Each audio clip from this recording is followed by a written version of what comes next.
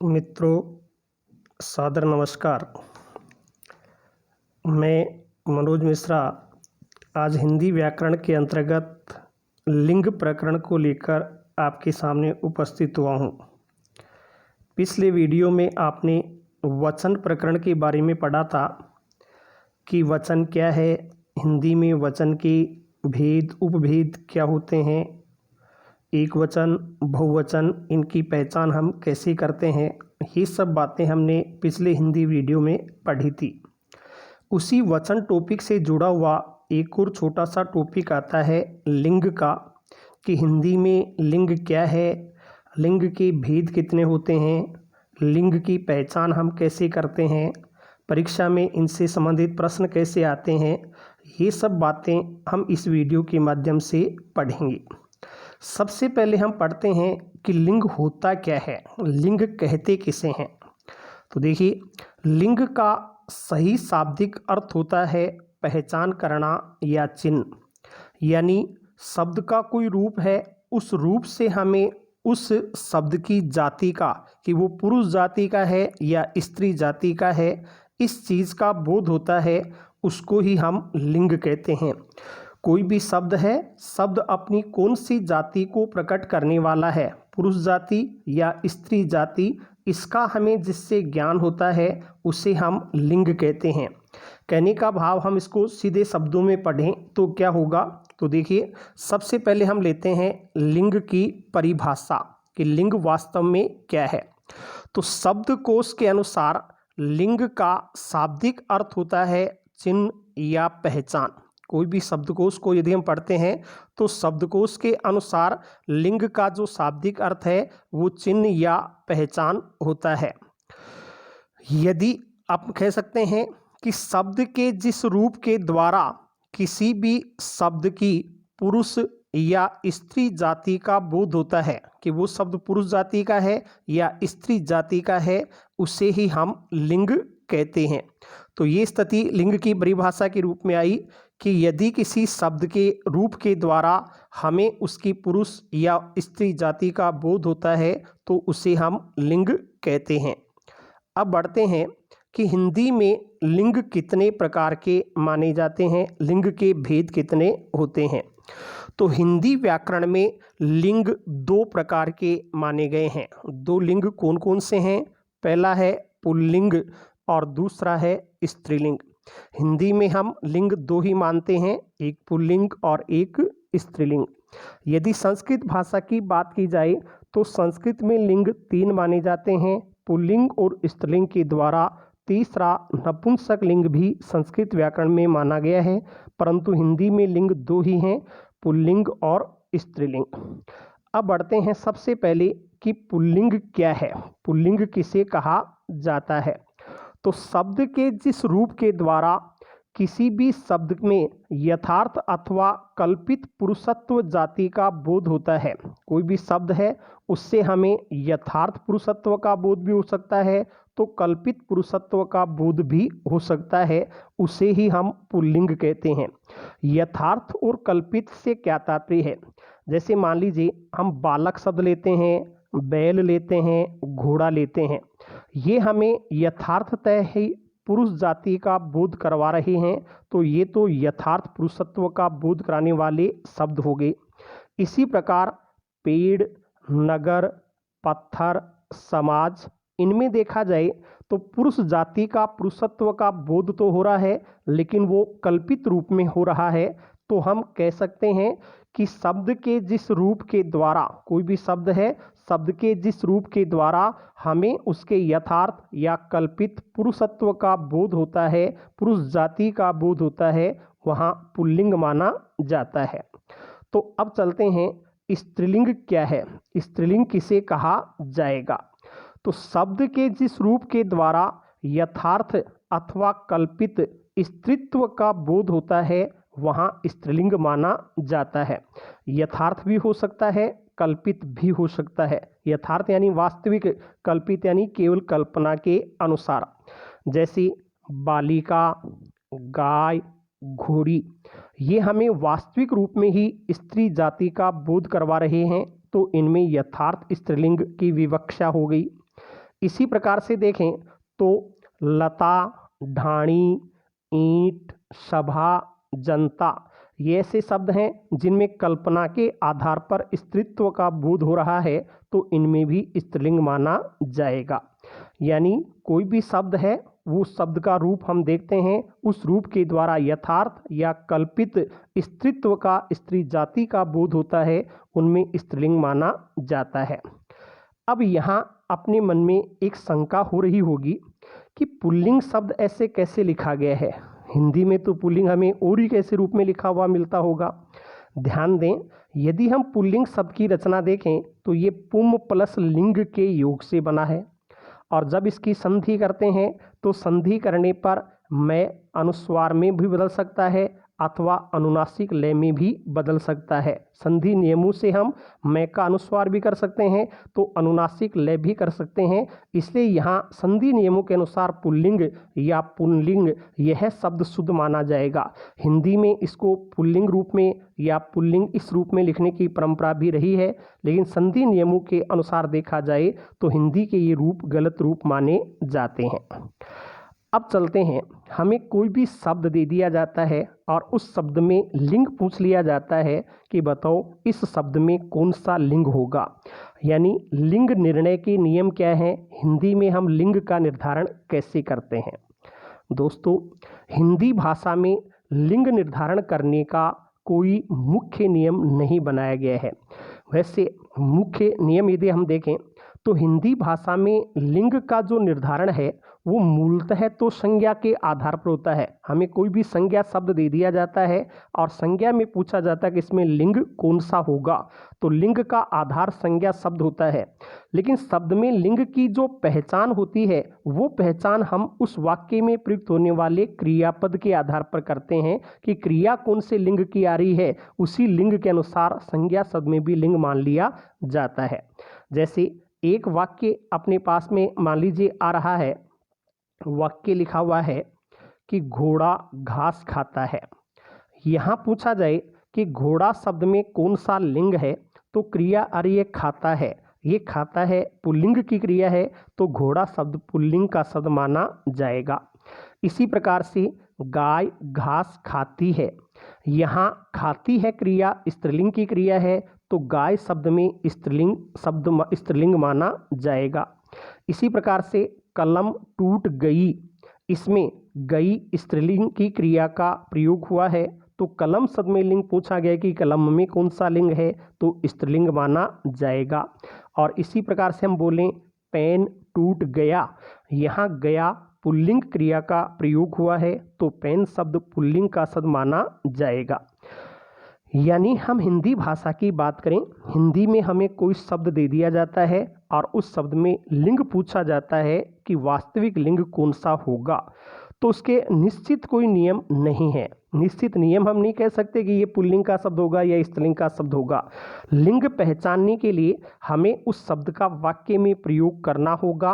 वाक्य में प्रयोग करके हम देखेंगे कि वाक्य में वो किस तरीके से प्रयोग हो रहा है, पुल्लिंग के रूप में हम उसका प्रयोग कर रहे हैं या स्त्रीलिंग के रूप में उसका प्रयोग कर रहे हैं। यदि पुल्लिंग की तरह क्रिया आ रही है तो शब्द में पुल्लिंग मान लिया जाएगा, और स्त्रीलिंग की क्रिया का प्रयोग हो रहा है तो स्त्रीलिंग मान लिया जाएगा।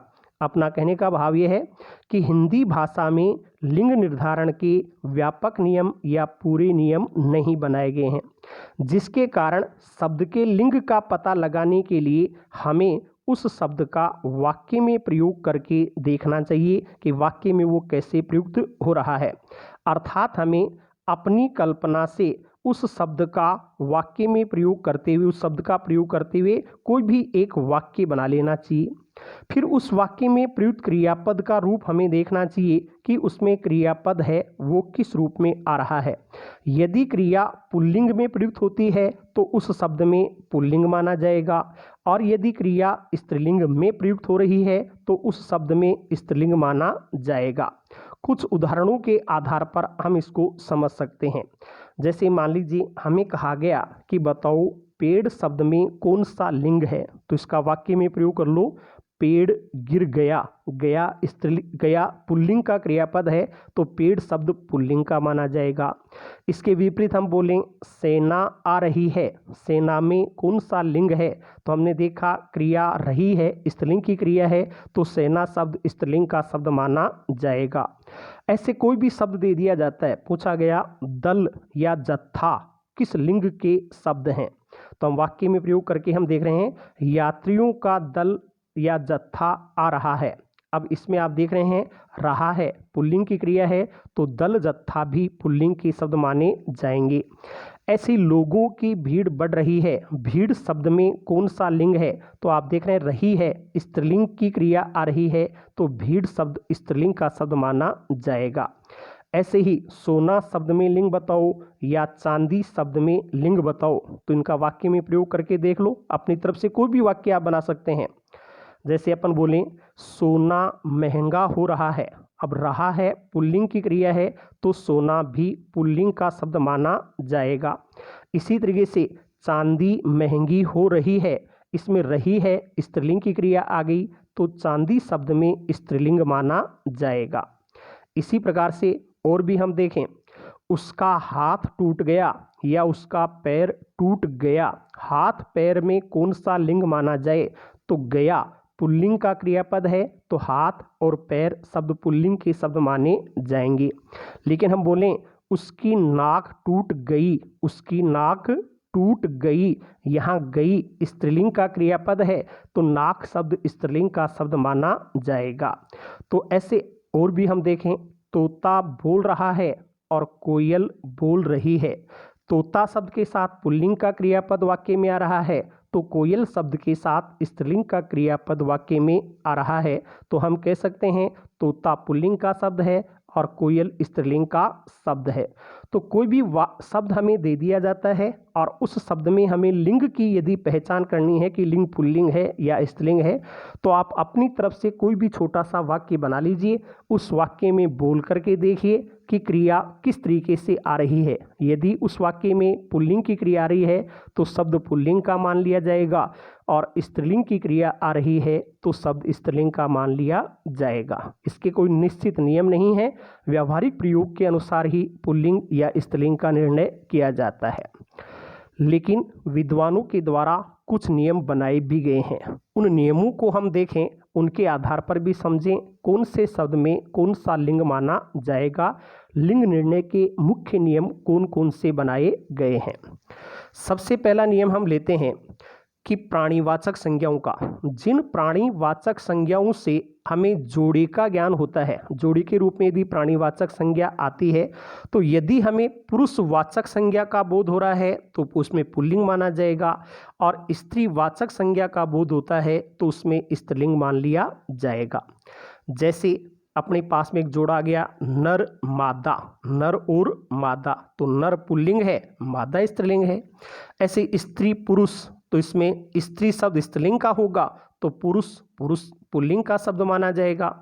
ऐसे ही मर्द औरत, मर्द पुल्लिंग औरत स्त्रीलिंग। मोर मोरनी, मोर पुल्लिंग का शब्द है तो मोरनी स्त्रीलिंग का शब्द है। शेर शेरनी, शेर पुल्लिंग वाचक है तो शेरनी स्त्रीलिंग है। घोड़ा घोड़ी, घोड़ा पुल्लिंग है तो घोड़ी स्त्रीलिंग का शब्द हो गया। ऐसे ही हाथी हथनी या हथीनी, दोनों रूप मान्य है इसका, हथनी और हथीनी। तो हाथी पुरुष का बोध करवा रहा है तो पुल्लिंग है, हथनी स्त्री जाति का बोध करवा रहा है तो स्त्रीलिंग है। ऐसे कबूतर कबूतरी, कबूतर पुल्लिंग है, कबूतरी स्त्रीलिंग है। तो यदि कोई प्राणीवाचक संज्ञा का शब्द आता है उसमें हमें देखना है जोड़ी के रूप में है तो पुरुष जिससे पुरुष जाति का बोध हो उसमें पुल्लिंग मान लेंगे और स्त्री जाति का बोध हो उसमें स्त्रीलिंग मान लिया जाएगा। अब आते हैं पुरुष, ये जो प्राणीवाचक अपने पास शब्द होते हैं इनमें ही कुछ प्राणीवाचक संज्ञाएं ऐसी भी होती हैं जिनसे हमें पुरुष और स्त्री दोनों जातियों का बोध हो जाता है, हमें पता नहीं चलता कि वास्तव में वो पुरुष है या स्त्री है। तो इनमें कैसे पता लगाएं कि वो पुल्लिंग है या स्त्रीलिंग है, लेकिन उनका व्यावहारिक प्रयोग करके देखते हैं। व्यावहारिक प्रयोग में ऐसे शब्द या तो नित्य पुल्लिंग में आ जाते हैं या फिर नित्य स्त्रीलिंग में ही मान लिए जाते हैं, उनके व्यावहारिक प्रयोग के आधार पर निर्णय किया जाता है। जैसे कुछ संज्ञा शब्द अपने पास में ऐसे हैं जो नित्य पुल्लिंग में प्रयुक्त होते हैं। नित्य पुल्लिंग में प्रयुक्त होने वाले संज्ञा शब्द कौन से हैं? जैसे हमसे दे दिया गया कि बताओ पक्षी शब्द में कौन सा लिंग है, तो इसमें भी वही तरीका आप वाक्य में प्रयोग करें। पक्षी उड़ रहा है या पक्षी उड़ रही है, दोनों वाक्य देखें तो पक्षी उड़ रहा है यह वाक्य सही माना जाएगा, तो पक्षी शब्द पुल्लिंग का शब्द हो गया। ऐसे ही उल्लू, कौवा, चीता, भेड़िया, खटमल, केंचुआ, गरुड़, बिच्छू, खरगोश, मच्छर, तोता, भालू, नेवला, ये कुछ ऐसे शब्द हैं जो हमेशा पुरुष जाति का ही बोध करवाते हैं, तो इनमें नित्य पुल्लिंग माना जाता है। कभी भी ये शब्द दे दिया गया कि उल्लू शब्द में कौन सा लिंग है, तो अपना उत्तर पुल्लिंग होगा, पुल्लिंग ही माना जाएगा। यदि इनका स्त्रीलिंग रूप बनाना हो कि इनका स्त्रीलिंग रूप क्या होगा, तो फिर क्या करते हैं, इन शब्दों से पहले हम मादा शब्द जोड़ सकते हैं। जैसे उल्लू का स्त्रीलिंग मादा उल्लू, कौवा का स्त्रीलिंग मादा कौवा, चीता का स्त्रीलिंग मादा चीता, इस तरीके से बनाया जाएगा। इसी प्रकार कुछ शब्द नित्य स्त्रीलिंग में प्रयुक्त होते हैं, हमें उनसे स्त्री जाति का ही बोध होता है, वो नित्य स्त्रीलिंग में ही प्रयुक्त किए जाते हैं। ये शब्द कौन कौन से हैं जो नित्य स्त्रीलिंग का बोध कराते हैं? चील, कोयल, मैना, मक्खी, मछली, छिपकली, तितली, मकड़ी, दीमक, गिलहरी, जोंक, टिटहरी, ये नित्य स्त्रीलिंग का बोध करवाते हैं। ऐसे ही संतान, सवारी जो शब्द होते हैं उनमें भी स्त्रीत्व का ही बोध होता है। जैसे संतान अच्छा है या संतान अच्छी है, तो अपन संतान अच्छी है स्त्रीलिंग का प्रयोग कर रहे हैं, तो यह संतान शब्द स्त्रीलिंग का शब्द माना जाएगा। सवारी आ गई या सवारी आ गया, दोनों वाक्य बोलें तो सवारी आ गई, इसमें स्त्रीलिंग का प्रयोग हो रहा है, तो सवारी शब्द स्त्रीलिंग का शब्द ही माना जाएगा। तो ये शब्द नित्य पुल्लिंग या नित्य स्त्रीलिंग है। नित्य पुल्लिंग का स्त्रीलिंग बनाने के लिए पहले मादा जोड़ते हैं, वैसे नित्य स्त्रीलिंग का पुल्लिंग रूप बनाने के लिए क्या करें, तो शब्द से पहले नर जोड़ दिया जाएगा। जैसे चील का लिंग परिवर्तन कीजिए तो नर चील, कोयल का नर कोयल, मक्खी का नर मक्खी, इस तरीके से लिंग परिवर्तन किया जाएगा। तीसरे नियम पर हम बढ़ते हैं कि यदि कोई प्राणीवाचक संज्ञा शब्द किसी समूह को प्रकट कर रहा है, तो समूह को प्रकट करने वाले नाम भी व्यवहारिक प्रयोग के अनुसार पुल्लिंग या स्त्रीलिंग में माने जाएंगे। उनका व्यवहार में प्रयोग करके देखेंगे कि व्यवहार में वो किस रूप में प्रयुक्त हो रहे हैं, वाक्य में कैसे लिखे जाते हैं, वैसा ही लिंग मान लिया जाएगा। जैसे हमसे कहा झुंड शब्द में कौन सा लिंग है, तो वाक्य प्रयोग देखो, झुंड आ रहा है या झुंड आ रही है। झुंड आ रहा है पुल्लिंग का क्रियापद है, तो झुंड शब्द पुल्लिंग का शब्द माना जाएगा। ऐसे ही आप कुटुंब, संघ, समूह, दल, मंडल, कुल, समुदाय, समाज, निगम, परिवार, इन शब्दों का वाक्य में प्रयोग करके देख लें। इनके साथ पुल्लिंग के विशेषण, पुल्लिंग के क्रियापद आदि प्रयुक्त किए जाते हैं, तो ये सभी शब्द पुल्लिंग के शब्द माने जाएंगे। समूहवाचक शब्दों में ही शब्द हम देखें भीड़, भीड़ आ गई या भीड़ आ गया, दोनों वाक्यों में सही वाक्य है भीड़ आ गई, भीड़ बढ़ रही है, ये स्त्रीलिंग के क्रियापद के साथ प्रयुक्त हो रहे हैं, तो इनमें स्त्रीलिंग माना जाता है। नित्य स्त्रीलिंग का बोध करवाने वाले समूहवाचक शब्द कौन कौन से हैं? भीड़, फौज, सभा, प्रजा, जनता, सरकार, टोली, सेना, समिति, मंडली, संगोष्ठी, इनका प्रयोग हमेशा स्त्रीलिंग में ही होता है, तो ये स्त्रीलिंग के समूहवाचक शब्द माने जाते हैं। कई बार अपन एक ही शब्द के लिए अलग अलग पर्यायवाची शब्दों का प्रयोग भी कर देते हैं। एक ही शब्द होता है, एक ही शब्द के लिए अलग अलग पर्यायवाची शब्द आ जाते हैं। जैसे आँख अर्थ में अपन नेत्र का प्रयोग भी करते हैं, आँख का प्रयोग भी करते हैं, लेकिन लिंग कौन सा है, तो उसमें वाक्य प्रयोग के अनुसार नेत्र शब्द पुल्लिंग का शब्द माना जाएगा, आँख शब्द स्त्रीलिंग का शब्द माना जाएगा। इसी प्रकार पत्र शब्द में लिंग पुल्लिंग है, लेकिन पत्र का पर्यायवाची चिट्ठी स्त्रीलिंग का शब्द माना जाएगा। चिट्ठी आ गई और पत्र आ गया अलग अलग है, इसलिए ये पुल्लिंग स्त्रीलिंग अलग अलग लिंग में माने जाएंगे।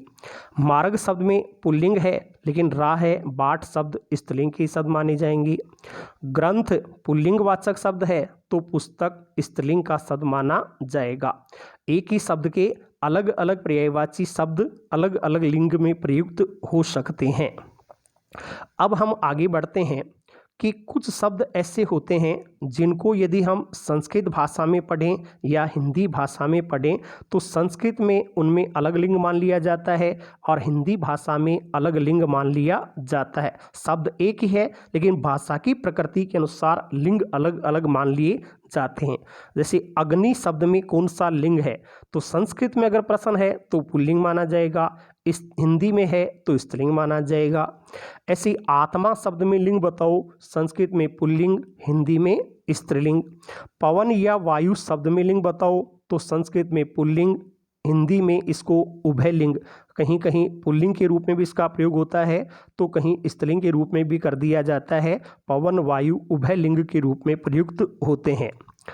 ऐसे ही शब्द आ गया देह। देह संस्कृत में पुल्लिंग है, हिंदी में स्त्रीलिंग का शब्द है। शपथ संस्कृत में पुल्लिंग है, हिंदी में स्त्रीलिंग है।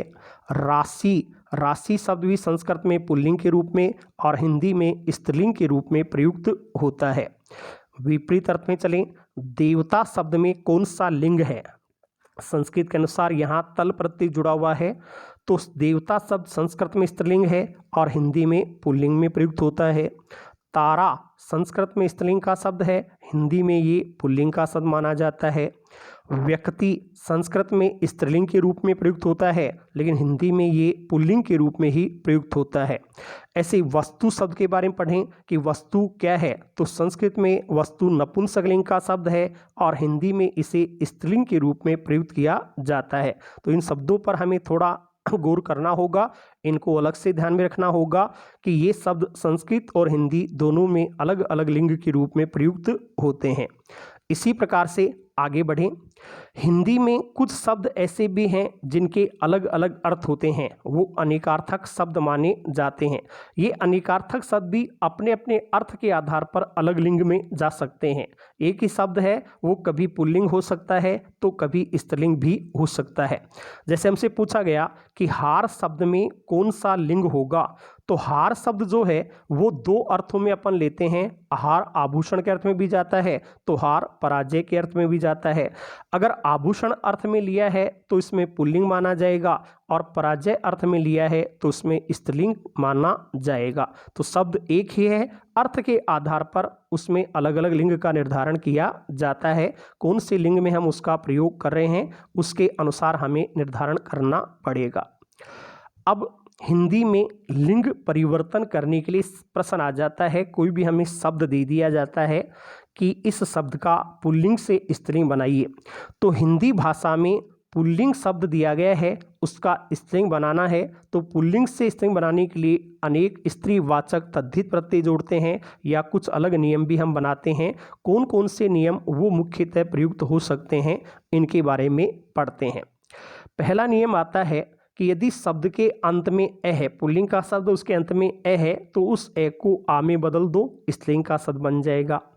जैसे छात्र का छात्रा, अग्रज अग्रजा, अनाथ अनाथा, शिव शिवा, प्रिय प्रिया, बाल बाला, अनुज अनुजा, सुत सुता, पूज्य पूज्या। इनमें शब्द के अंत में पुल्लिंग में ए है, इसलिए में आ करके स्त्रीलिंग का शब्द बनाया गया है। दूसरा नियम आता है कि यदि शब्द के अंत में ए है तो उसको ई में बदल करके भी स्त्रीलिंग बना सकते हैं। जैसे आप देख सकते हैं, देव का देवी, पुत्र का पुत्री, नद का नदी, भुजंग का भुजंगी, बंदर का बंदरी, मेंढक का मेंढकी, हिरण का हिरणी, कबूतर का कबूतरी, कुमार से कुमारी, ब्राह्मण से ब्राह्मणी, हंस का हंसी, कृषांग का कृषांगी। देखिए कई बार हमें हंस शब्द का स्त्रीलिंग पूछ लिया जाता है कि हंस का स्त्रीलिंग क्या होगा, हंसनी, हंसिनी, हंसी। तो वास्तविक रूप में इसमें ई प्रत्यय जुड़ता है और हंस का शुद्ध स्त्रीलिंग रूप हंसी ही माना जाएगा। हंसनी आदि केवल प्रयोग में आ गए हैं, व्याकरण के अनुसार हंसी शुद्ध स्त्रीलिंग रूप है। ऐसे भुजंग का भुजंगिनी रूप भी पढ़ने को मिलता है, लेकिन वास्तविक स्त्रीलिंग रूप भुजंगी ही माना जाएगा, भुजंगिनी नहीं। तीसरा नियम इसमें आता है कि यदि पुल्लिंग शब्द के अंत में आ है तो उसको भी दीर्घ ई में बदल करके अपन स्त्रीलिंग का रूप बना सकते हैं।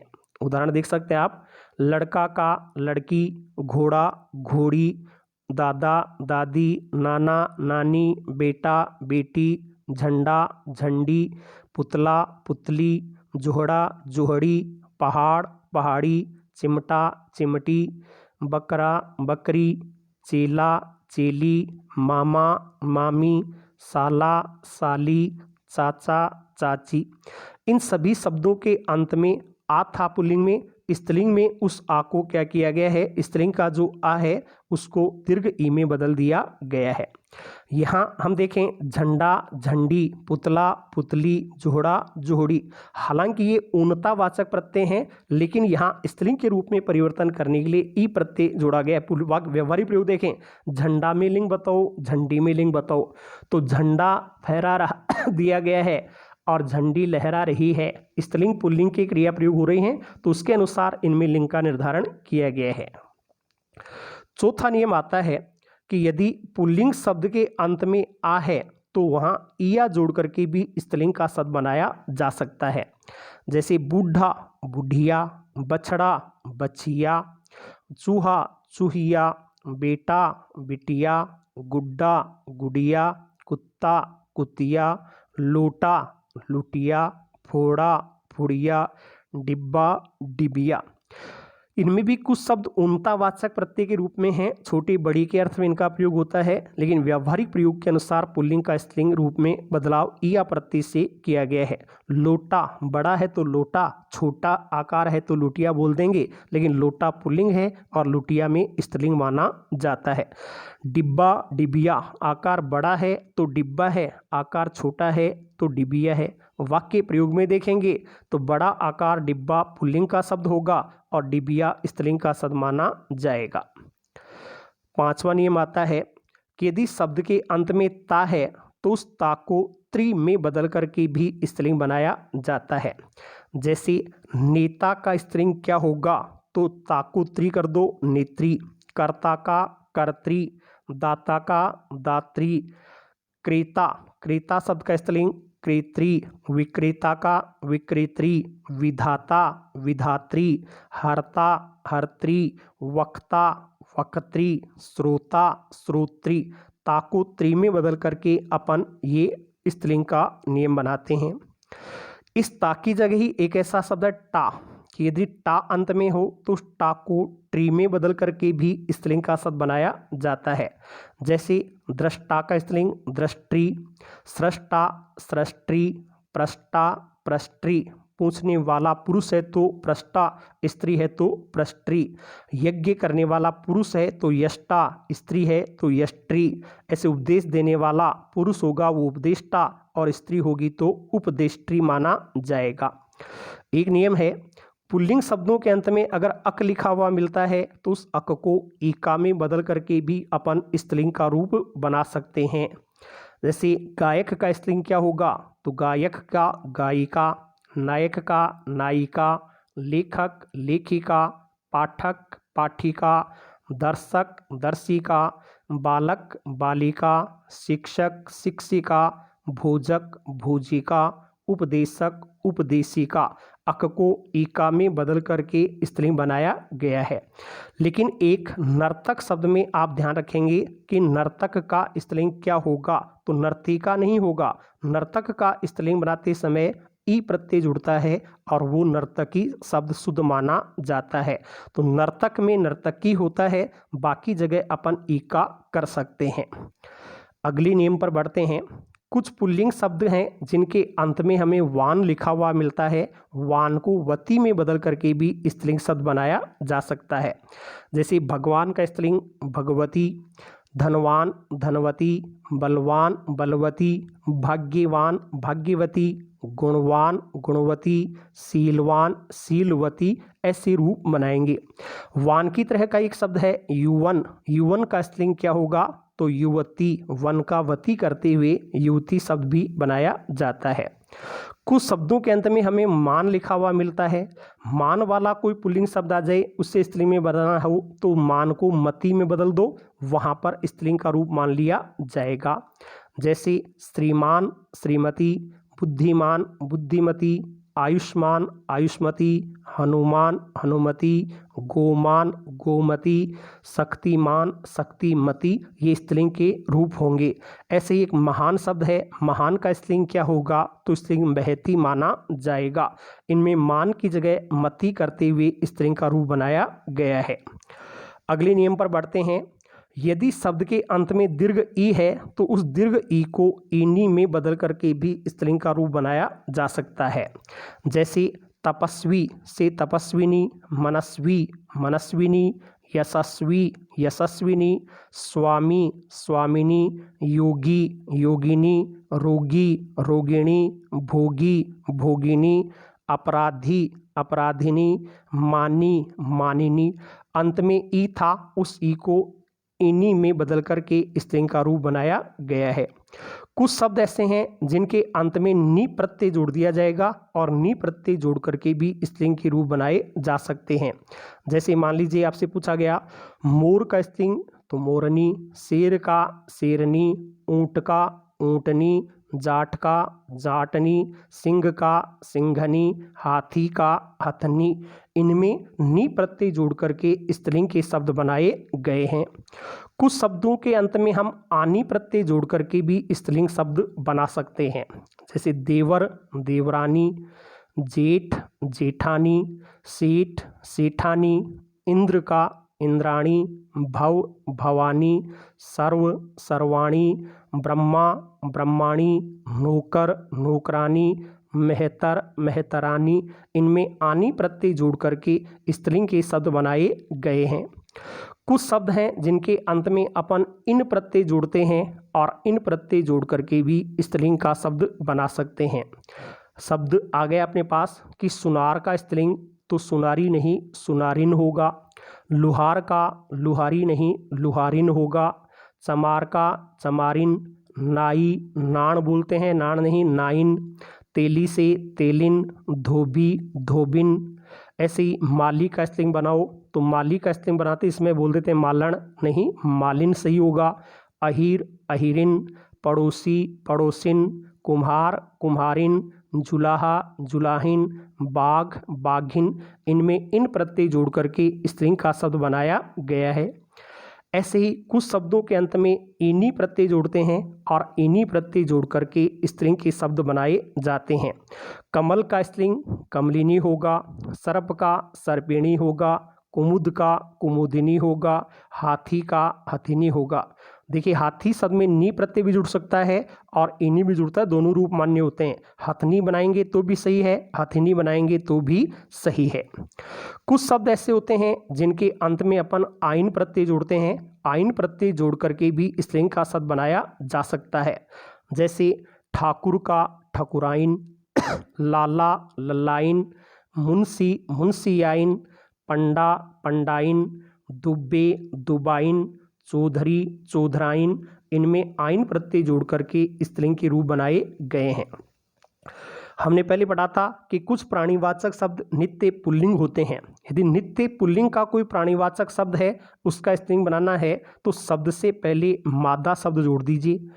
मादा जोड़ते ही वो स्त्रीलिंग का शब्द हो जाएगा। जैसे कौवा तो मादा कौवा, खरगोश मादा खरगोश, मच्छर मादा मच्छर, भालू मादा भालू, उल्लू मादा उल्लू, खटमल मादा खटमल। इनमें मादा जोड़ करके लिंग परिवर्तन किया गया है, पुल्लिंग को स्त्रीलिंग बनाया गया है। यदि नित्य स्त्रीलिंग प्राणीवाचक शब्द है तो उसमें पहले नर जोड़ दिया जाएगा। नर जुड़ते ही वो शब्द पुल्लिंग का शब्द हो जाएगा। जैसे कोयल नर कोयल, चील नर चील, मक्खी का नर मक्खी, तितली नर तितली, मछली नर मछली, छिपकली, नर छिपकली। मान लीजिए हमें दे दिया गया कि कोयल का लिंग परिवर्तन करें। पहला ऑप्शन है कोयला, दूसरा कोयली, तीसरा नर कोयल, चौथा मादा कोयल। तो यहाँ नर कोयल सही उत्तर होगा। ऐसे ही मछली का मछला नहीं होता, नर मछली सही है। छिपकली का छिपकला नहीं होगा, नर छिपकली सही रूप माना जाएगा। आगे बढ़ते हैं। कुछ संज्ञा शब्द अपने पास ऐसे आते हैं जिनमें बिल्कुल रूप ही बदल जाता है। पुल्लिंग और स्त्रीलिंग बदलते समय, बनाते समय अलग अलग शब्द काम में लेते हैं।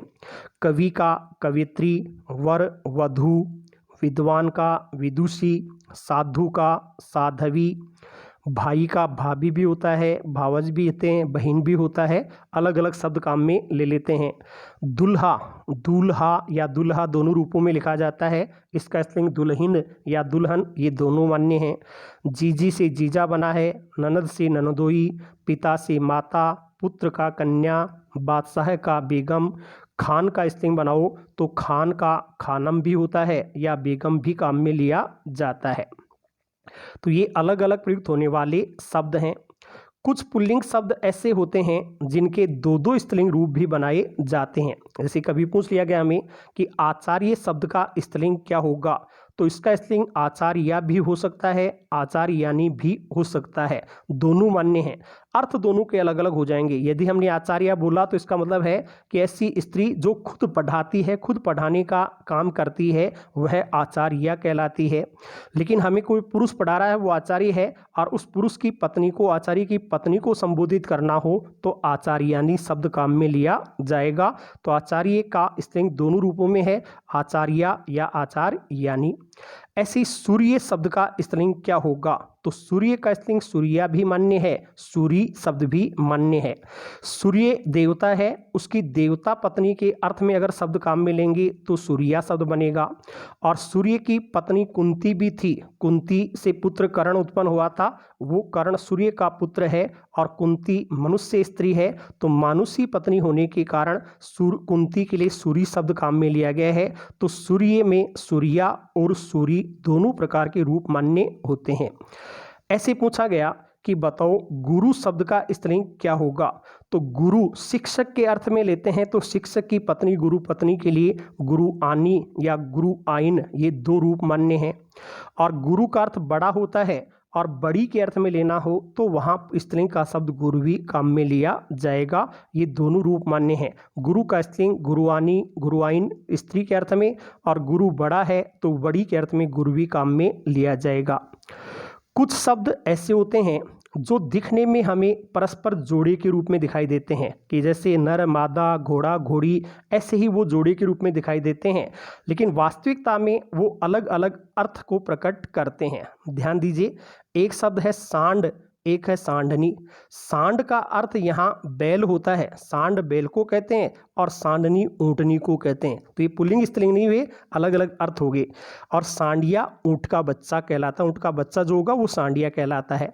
ऐसे डाकू डाकिन, डाकू चोर है और डाकिन चुड़ैल को बोलते हैं, ये आपस में पुल्लिंग स्त्रीलिंग नहीं है। भेड़ और भेड़िया, भेड़ एक तरह से जो है मेंढा अपन बोलते हैं, उसकी मादा रूप है, वो भेड़ कहलाती है। अपनी भाषा में, लोकल भाषा में लल्डी भी बोल देते हैं। और भेड़िया एक जंगली जानवर है, जो संस्कृत में वृक होता है, वो भेड़िया अलग जानवर है। तो ये शब्द जोड़े के रूप में दिखाई तो देते हैं, परंतु पुल्लिंग स्त्रीलिंग आपस में नहीं होकर के अलग अलग अर्थ को प्रकट कर रहे हैं। यदि कोई सामासिक पद अपने पास में आ गया है, सामासिक पदों में हमें लिंग का निर्धारण करना है कि उसमें लिंग कौन सा माना जाए, तो उसमें जो हमेशा अंतिम पद होगा, अंतिम पद जिस लिंग में होता है, सामासिक पद भी उसी लिंग में माना जाएगा। जैसे हमसे कहा कि रसोई घर में लिंग बताओ, तो रसोई अकेला शब्द आए तब तो वो स्त्रीलिंग का शब्द है, लेकिन यहाँ रसोई के साथ में घर जुड़ गया तो घर पुल्लिंग का शब्द है, तो रसोई घर भी पुल्लिंग का शब्द ही माना जाएगा। इसी प्रकार से धर्मशाला, इसमें शाला दूसरा पद है, वो स्त्रीलिंग का है, तो धर्मशाला भी स्त्रीलिंग का पद होगा। माँ बाप, ये सामासिक पद है, इसमें बाप पुल्लिंग का शब्द है, तो माँ बाप पुल्लिंग का ही शब्द माना जाएगा। इस प्रकार से हम लिंग की पहचान और लिंग का निर्धारण कर सकते हैं। अगर यह वीडियो आपको पसंद आया हो, अच्छा लगा हो, अच्छी जानकारी मिली हो तो अधिक से अधिक इसे शेयर करेंगे और अपने परिचितों को इसे देखने के लिए और हमारे चैनल को आगे बढ़ाने के लिए प्रेरित करेंगे। अगले वीडियो में हम आपके सामने वचन और लिंग इन दोनों से संबंधित वस्तुनिष्ठ प्रश्न ऑब्जेक्टिव टाइप क्वेश्चंस लेकर के आएंगे।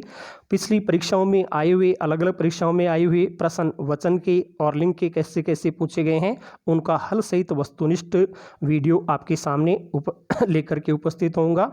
धन्यवाद।